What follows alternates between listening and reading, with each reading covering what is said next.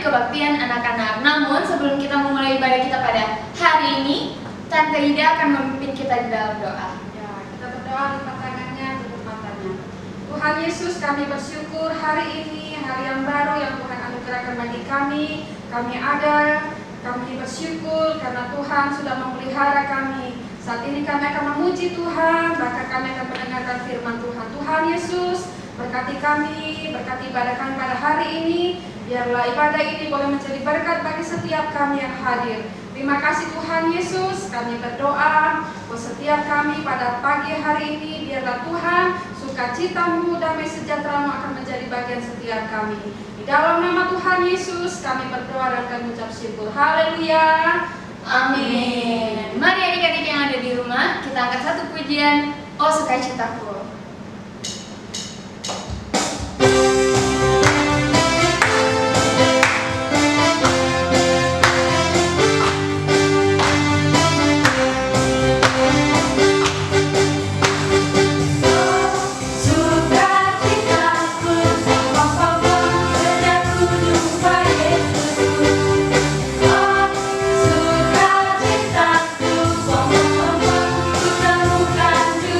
Sama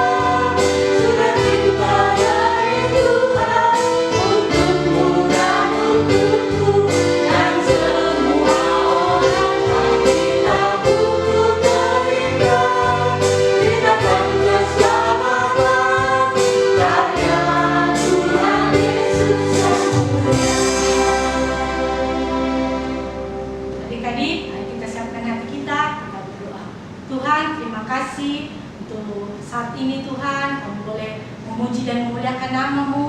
Dan saat ini Tuhan, kami akan duduk diam mendengarkan firman-Mu. Dan kami bisa mengerti Tuhan apa yang Tuhan ingin sampaikan bagi kami semuanya Tuhan. Berkati firman-Mu Tuhan, dalam nama Tuhan Yesus kami berdoa dan bersyukur. Amin. Amin. Oke adik-adik, saatnya kita mendengarkan firman Tuhan ya. Duduk yang manis, kita akan dengar firman Tuhan dengan baik ya. Nah, Tante Ida hari ini mau cerita tentang seorang perempuan yang bernama Dorcas atau disebut juga Tabita ya. Nah, perempuan ini adalah perempuan yang sangat baik ya. Kita baca saja ya di dalam Kisah Rasul 9 ya, Kisah Rasul 9 ayat yang ke-36 sampai ayat yang ke-42 ya. Nanti akan bacain untuk kita semua. Adik-adik dengar ya, dengar dengan baik. Kisah Rasul 9 ayat 36. Di Yope ada seorang murid perempuan bernama Tabita, dalam bahasa Yunani Dorcas. Perempuan itu banyak sekali berbuat baik dan memberi sedekah. Tetapi pada waktu itu ia sakit lalu meninggal, dan setelah dimandikan mayatnya dibaringkan di ruang atas. Lida dekat dengan Yope. Ketika murid-murid mendengar bahwa Petrus ada di Lida, mereka menyuruh 2 orang kepadanya dengan permintaan, segeralah datang ke tempat kami. Maka berkemaslah Petrus dan berangkat bersama-sama dengan mereka. Setelah sampai di sana, ia dibawa ke ruang atas, dan semua janda datang berdiri dekatnya dan sambil menangis. Mereka menunjukkan kepadanya semua baju dan pakaian yang dibuat Dorcas waktu ia masih hidup. Tetapi Petrus menyuruh mereka semua keluar, lalu ia berlutut dan berdoa. Kemudian ia berpaling ke mayat itu dan berkata, "Tabita, bangkitlah." Lalu Tabita membuka matanya, dan ketika melihat Petrus, ia bangun lalu duduk. Petrus memegang tangannya dan membantu dia berdiri. Kemudian ia memanggil orang-orang kudus beserta janda-janda, lalu menunjukkan kepada mereka bahwa perempuan itu hidup. Peristiwa itu tersiar di seluruh Yope, dan banyak orang menjadi percaya kepada Tuhan. Nah, adik-adik dikasih dalam Tuhan, cerita ini cerita yang sungguh-sungguh benar ya, bukan sebuah cerita hanya sekedar cerita saja, tapi ini adalah sebuah cerita yang luar biasa, cerita yang sungguh-sungguh benar ada ya. Nah, di sebuah kota yang dinamakan Yope ada seorang perempuan yang bernama Tabita atau disebut juga Dorcas. Nah, Dorcas ini adalah seorang perempuan yang sangat baik ya. Di dalam Alkitab berkata perempuan ini ya, yang bernama Dorcas ini adalah seorang perempuan yang begitu baik ya. Banyak sekali perbuatan baik yang dia lakukan, dan tidak hanya berbuat baik, dia juga memberi sedekah ya. Dia memberi sedekah kepada orang-orang miskin di tempat dia tinggal ya. Adik-adik kasih dalam Tuhan, Dorcas juga memiliki talenta. Dia juga punya keahlian untuk membuat sebuah baju ya, pakaian.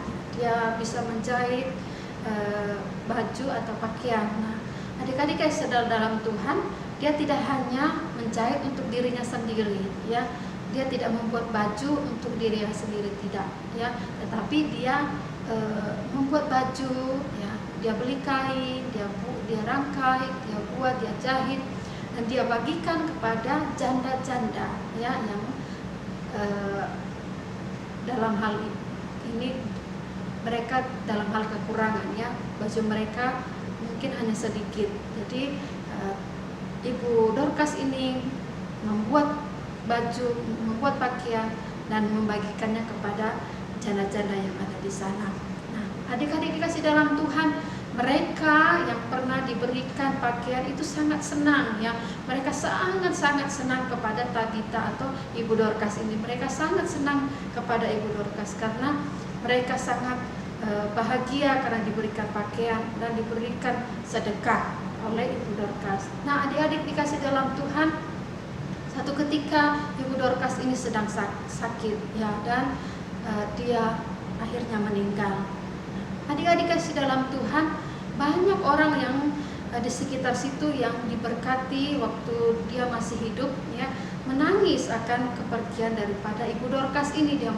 Mereka menangis dan mereka akhirnya meminta pertolongan kepada seorang rasul bernama Petrus. Ya, mereka merindukan supaya Petrus datang untuk berdoa kepada Ibu Dorcas ini. Ya, dan akhirnya dalam cerita adik-adik, Ibu Dorcas ini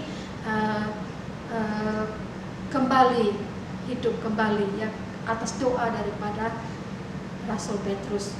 Nah, adik-adik kasih dalam Tuhan, ketika Ibu Dorcas ini hidup kembali ya di daerah situ, dikatakan dalam firman Tuhan di ayatnya yang ke-42 ya, peristiwa itu tersiar di seluruh Yope dan banyak orang yang menjadi percaya kepada Tuhan ya.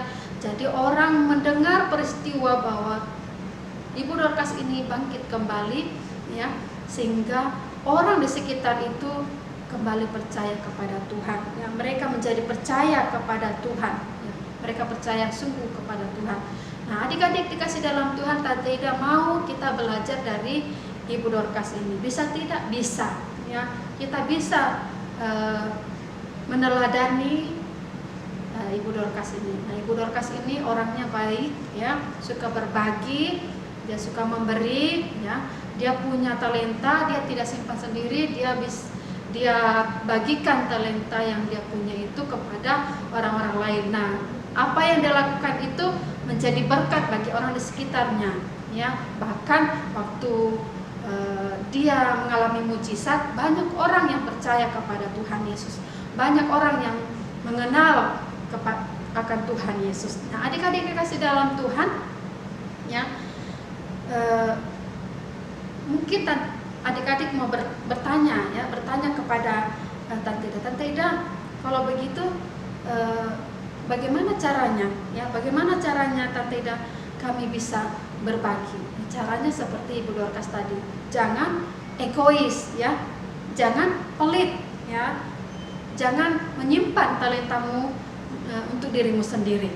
Kalau kamu pintar bermain musik ya, bisa kamu melayani Tuhan bermain musik ya. Ketika kamu pintar dalam pelajaran, jika ada teman-temanmu yang membutuhkan atau membutuhkan bantuan ya, bertanya kepada kamu ya, jangan pelit, jangan kamu simpan kepintaranmu untuk dirimu sendiri. Berbagi dengan mereka, beritahukan, oh iya ini begini begitu ya, supaya kita disenangi orang-orang di sekitar kita, disenangi oleh teman-teman kita karena kita berbagi dengan mereka, tidak pelit dengan mereka. Dan juga tidak pelit dengan saudara-saudara kita yang di dekat kita ya. Jangan dulu teman yang di luar mungkin, coba dulu yang di adik atau kakak atau mama ya. Kalau kamu punya, jangan berkata, oh ini saya punya, saya tidak mau berbagi, saya punya ini, saya tidak mau berbagi dengan adik atau kakak ya, tidak bisa ya. Kenapa? Karena kita ini adalah anak Tuhan ya, orang yang sudah percaya kepada Tuhan. Nah, Tuhan itu adalah Tuhan yang murah hati ya. Jadi kita anak-anaknya juga harus memiliki sifat yang murah hati ya.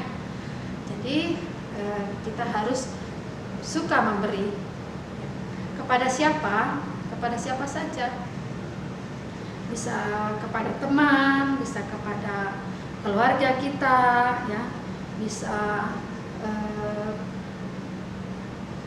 ke siapa saja. Mungkin kamu sedang jalan ya, keluar jalan naik mobil atau naik motor, sedang jalan kamu ketemu orang-orang yang dalam kekurangan, kamu bisa berbagi dengan mereka, bisa uang, bisa makanan ya. Nah, itu caranya ya. Lalu Tante Ida, kapan kita bisa berbagi? Ya, kapan saja.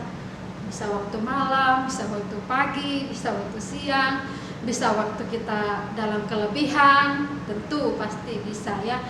Walaupun kita juga dalam kekurangan, nggak punya uang atau sedikit uangnya kita, ya bisa dengan hal lain kita bisa berbagi ya. Seperti Ibu Dorcas tadi, dia punya talenta, dia bisa buat sesuatu dan membagikannya, hasilnya membagikan kepada janda-janda yang ada di kota tadi ya. Kapan saja ya. Nah, adik-adik dikasih dalam Tuhan, kita ini adalah, sekali lagi tante bilang, kita ini adalah anak-anak Tuhan ya. Kita harus memiliki hati yang murah hati, berbagi misalnya kepada orang-orang sekitar kita. Nah sebentar ada cuplikan, nanti kita bisa lihat ya. Cuplikan ini menceritakan tentang seorang anak ya, yang melihat bahwa orang-orang di sekitarnya juga mau berbagi dengan dia ya. Coba lihat sebentar ya.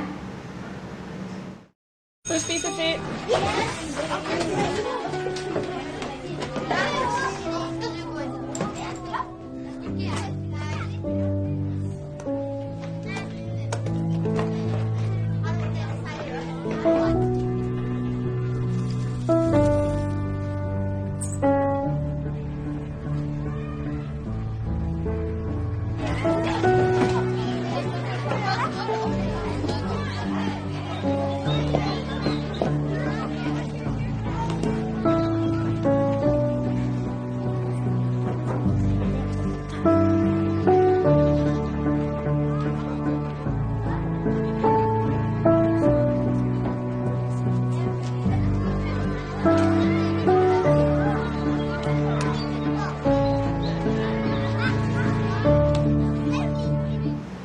Oke adik-adik, ya kita sudah lihat ya.